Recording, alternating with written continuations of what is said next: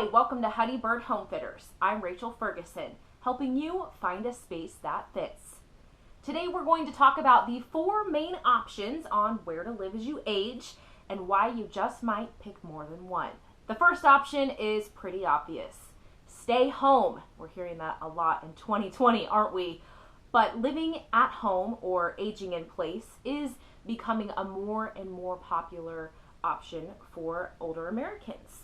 Some of the pros to aging in place are you presumably love your home. You've been there a while. It's comfortable to you. It's familiar to you. All of your stuff fits there. You may like your neighbors. You might like the area you live in. You might be close to a church, to your bank, to your grocery store, and all of the comforts of home. Some of the cons to aging in place, though, the big one is social opportunities. If you get to a point in your health where it's harder for you to get out and about, are you going to have the social engagement that you need if you're aging in place in your own home? The other potential pitfalls to aging in place are logistical ones. Are you having to go up and down stairs every single day? Are your bathroom doors wide enough to get a mobility device in and out if the time comes? And then what happens if your health changes and you do need more care? Are you able to bring care into your home? Can you afford that? And logistically, can someone fit in your home with you comfortably if they have to be there on a full-time basis? Option number 3, live with family. I pause there because some of you just sighed an exhale of relief. You love the idea of spending more time with your kids and grandkids. And the rest of you just about turned this video off because there's no chance you want to spend every waking moment with your family members. It's one of those things that comes better in small doses. So living with your family, the pros of it, if it even is something you'd be interested in, are that you do have built-in socialization. You do have human interaction on a regular basis. You have someone to look out for you if your health changes and you need more support. It can also save on costs if you and your family members are all pitching in for one residence, groceries, utilities, all of that good stuff. But there are some cons to living with family, like we talked about earlier. Maybe not as much privacy or alone time as you're used to. It also can be logistically challenging. Do you move in with them? Do they move in with you? Do you buy a house together? You have to consider other people's opinions in your living space if you're living with family. And then again, it's the long-term care issue. If your health changes and you need more support long-term, your family members may be working, going to school. They may not have the time and capacity to care for you on more of a full-time basis. So are you able to bring care into this living environment? Is something else to think about. Okay, option number 4 is senior living. This option encompasses a really wide range of different types of living.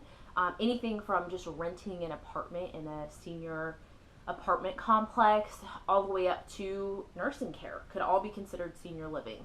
Even in independent living, there's a wide range of price points and options. So this is a big, broad bucket to look at, but it's something to consider. Some of the pros of senior living are these options are built logistically for health changes as we age. The social opportunities are there. A lot of times there's dining provided.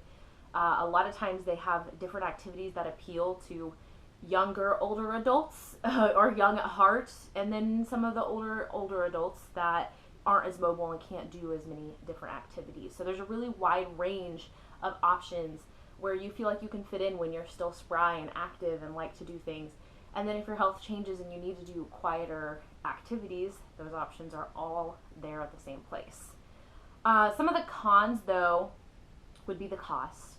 The cost up front is often pretty large, but that's because it kind of lays out a long-term plan for you depending on what kind of contract you're looking at. The other cons are location. It may not be in your neighborhood. It may not be right next to your kids. So you might have to sacrifice on your ideal location to check all these other boxes in senior living. Those are kind of some of the general pros and cons to senior living. We will dive in much more into senior living right here on Honeybird Homefitters, so make sure you hit the subscribe button to check that out in the future.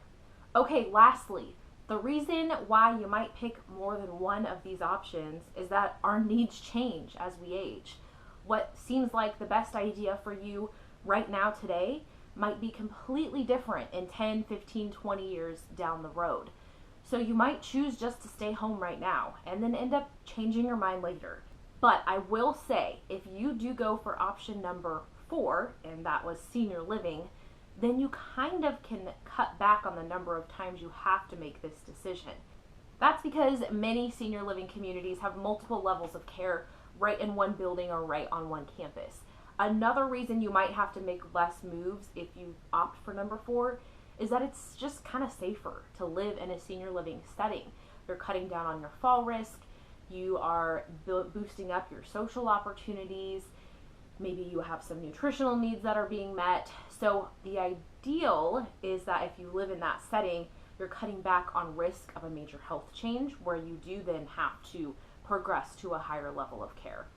So you might choose all of these options, or you might opt for one option like senior living that has all of them in one. The 4 options where you live as you age could be stay put, stay home, buy a different house that meets your needs better.